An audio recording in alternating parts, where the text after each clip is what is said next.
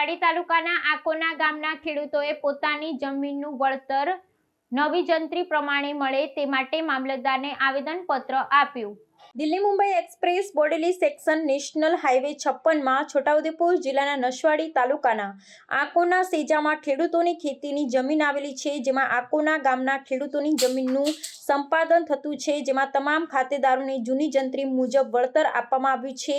જૂની જંત્રી પ્રમાણે ખેડૂતોને વળતર મળતા ખેડૂતો નારાજ થયા છે। ખેડૂતોએ રીસર્વે કરી નવી જંત્રી મુજબ વળતર મળે તે માટે મામલતદારને આવેદનપત્ર આપ્યું હતું।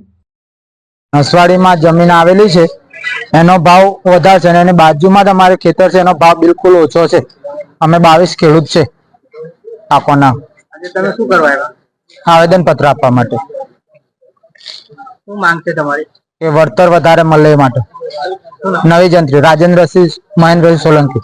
આજ રોજ અમે આકોના ગામના ખેડૂતો નસવાડી સેવા સદનમાં મામલતદારશ્રીને આવેદન આપવા આવ્યા છે કે Mumbai express Bodeli section number highway 56 ના સંદર્ભમાં પ્રસિદ્ધ થયેલી નેશનલ હાઈવે એક્ટની કલમ નંબર 3 મુજબ જાહેરનામા મુજબ આકોના સેજા ખાતેદારોની જમીનનું સંપાદન થઈ રહ્યું છે, જે અમને જૂની જંત્રી મુજબ વળતર મળેલ છે, પરંતુ અમારે રીસર્વે કરી નવી જંત્રી મુજબ વળતરને અમારા ખેડૂતોની માંગ છે।